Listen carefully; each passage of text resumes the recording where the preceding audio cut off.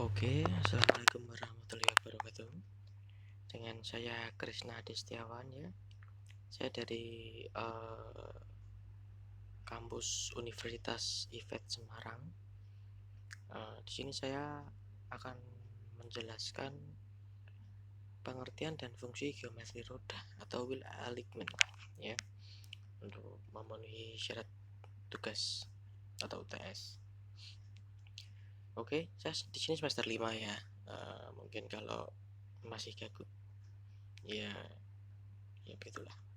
Oke, lanjut. Nah, pernahkah Anda membawa mobil ke bengkel untuk sporing?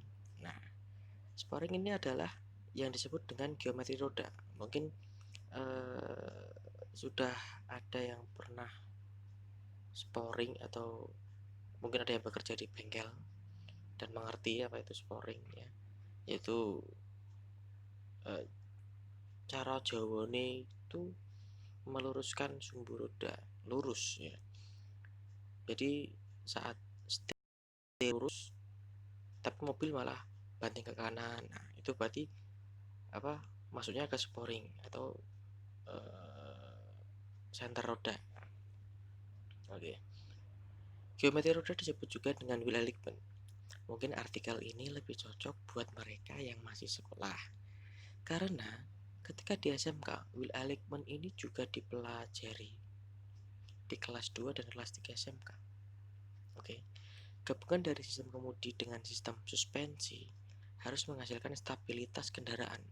Yakini stabilitas dalam hal mengemudi mobil dan juga daya balik kemudi yang baik ya. Jadi jika ada mobil yang mungkin putar balik terus setir itu sudah lurus tapi dilepas nanti mobil banting, nah itu ada yang kerusakan di sumbu rodanya. Jadi untuk menghasilkan stabilitas kendaraan, maka sistem suspensi dan sistem kemudi perlu diatur atau disetel.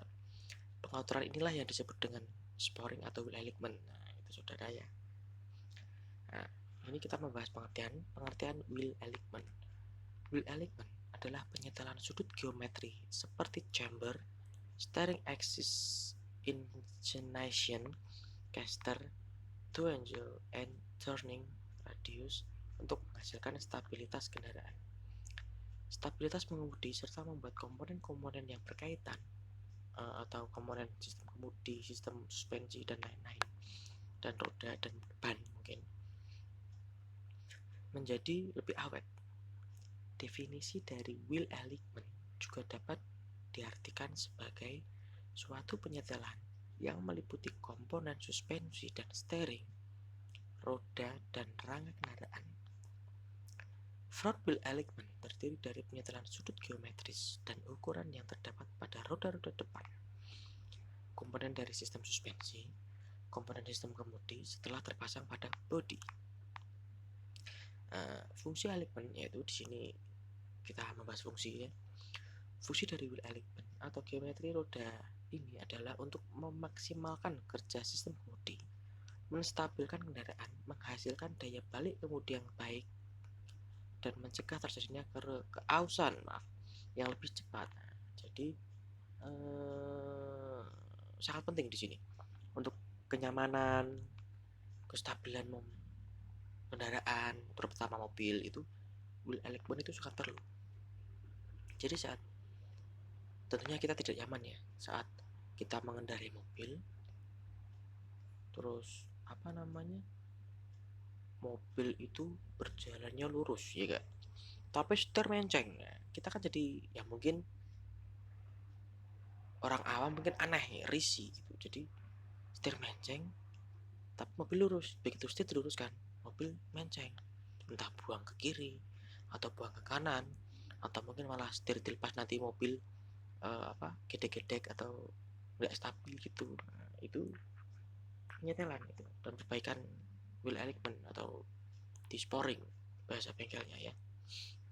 Ya, ini faktor-faktor wheel alignment, yaitu wheel alignment terdiri dari beberapa faktor, yaitu chamber, steering axis atau kingpin in caster, dan triangle. Oke, nah Ini gambar chamber ya.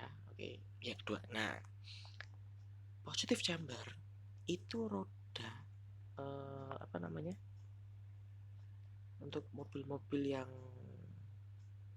mungkin mobil yang tinggi seperti Jeep gitu ya. Eh, jadi lebih ke positive chamber. Jadi ban itu lebih menjorok keluar yang atas ya. Kalau sedan biasanya tuh negatif chamber, jadi yang atas tuh lebih menjorok ke dalam.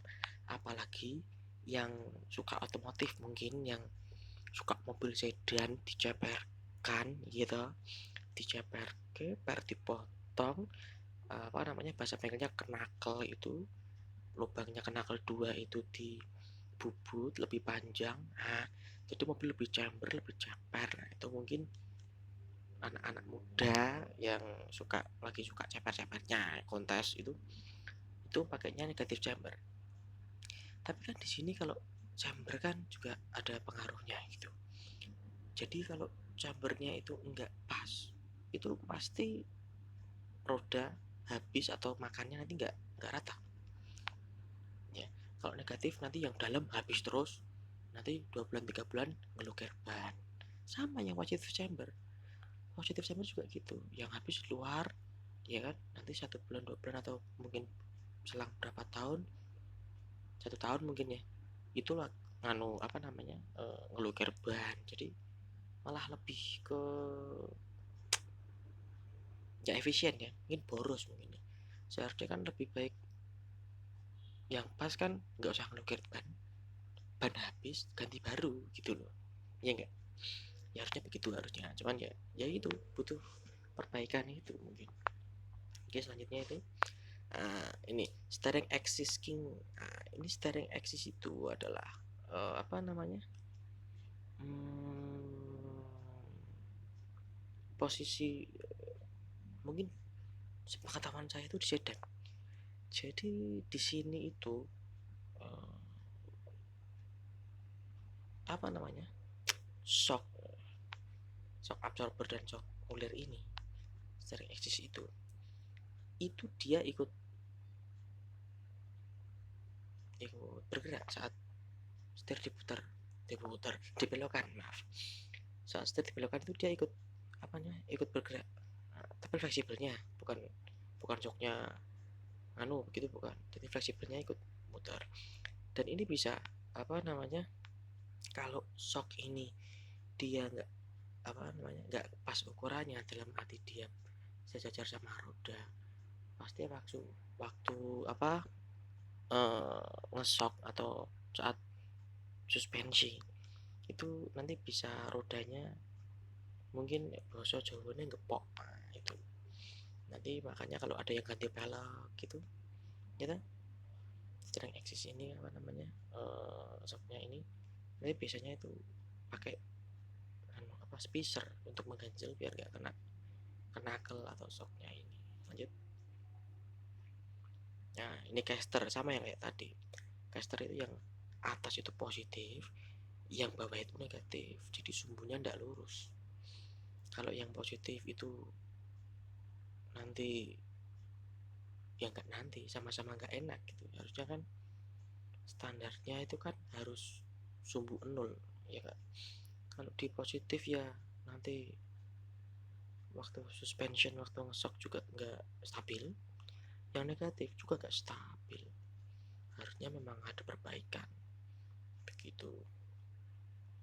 Nah, itu Angel ini sumbu roda, bukan sumbu roda ya, yang dilakukan saat service sporing, yang dilakukan saat perbaikan sporing itu ya ini. Itu biasanya kalau nggak rata itu biasanya kalau banting itu roda kiri lurus, roda kanan ke kanan. Jadi waktu setir dilepas, mobil banting ke kanan, juga sebaliknya. Kalau yang positif itu mobil ke dalam, itu mobilnya itu juga apa namanya, nggak stabil gitu. Yang kanan banting ke kiri, yang kiri banting ke kanan, jadi mobilnya nggak lurus. Jadi apa, gedek-gedek bahasa Indonesia apa ya, kayak nggak stabil gitu. Kalau yang ini to out. Yang to out itu sekarang ban roda kanan, yang negatif to out, roda kanan banting ke kanan, roda kiri banting ke kiri. Itu kan kalau mobil berjalan mungkin kecepatan tinggi mungkin ya, itu kan mesti kan banting-banting kan, yang kanan mau ke kanan yang kiri mau ke kiri, jadi mobil juga nggak stabil. Harusnya sumbunya kan nol, depan belakang itu sama harusnya. Yang belakang itu kan nggak mungkin ada setelannya tirot ya, dalam arti yang depan ada setelan tirotnya untuk setir, itu yaitu fungsinya. Jadi belakang itu center atau lurus, yang depan itu bisa diseteli. Jadi menurut saya itu ban depan harus center roda belakang, jadi jalannya mobil itu stabil gitu. Setir dilepas santai, mobil tidak gede-gede. Jadi apa namanya, di jalan itu udah nyaman, nggak harus banting, nggak harus nahan setir, nggak harus bingung setir nggak lurus begitu mungkin. Nah, yaitu mungkin penjelasan dari saya tentang Will Aligman. Mungkin saya sadar diri, mungkin belum sepenuhnya, ini baru apa namanya, baru beberapa dan mungkin belum komplit ya. Mungkin cukup sekian. Mungkin banyak bahasa yang salah dan banyak sekali kesalahan dalam penjelasan saya ini tadi ya. Mungkin sekian dari saya, terima kasih. Assalamualaikum warahmatullahi wabarakatuh.